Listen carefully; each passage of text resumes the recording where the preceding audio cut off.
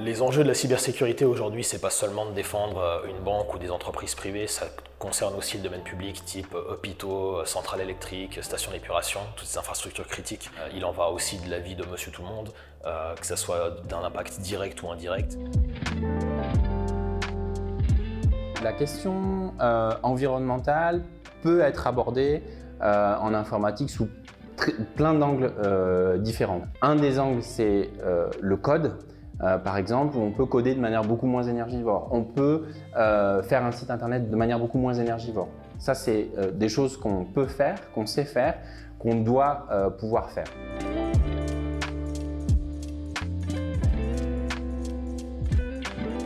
Alors les valeurs qui sont transmises dans la filière ISC, c'est d'être capable de manipuler des données, parce que l'informatique, elle prend un rôle de plus en plus important dans la vie de tous les jours.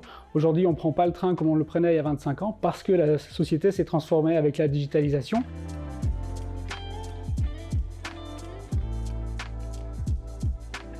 Alors ce qui me passionne dans cette formation, c'est l'intelligence artificielle. C'est quelque chose qui va permettre à l'humain et aux entreprises surtout de pouvoir optimiser leur travail et donc d'avoir plus de bénéfices.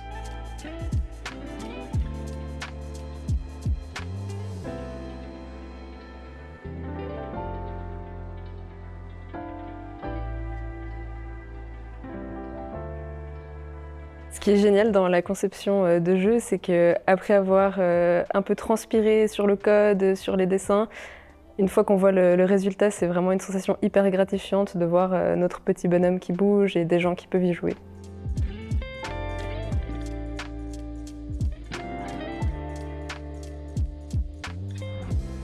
Il n'y a pas quelque chose pour femmes, quelque chose pour hommes, mais il y a seulement une chose que tu aimes et que tu veux apprendre parce que tu aimes la faire et tu veux t'appliquer à un endroit plutôt qu'à un autre. Au niveau de l'HES, il y a un petit programme qui est en place, donc ingénieuse.ch. J'en fais partie, je suis l'ambassadrice de cette filière et je dois un peu montrer au travers de posts Instagram comment se déroule ma formation, ce que je fais afin d'attirer plus de filles dans ce domaine.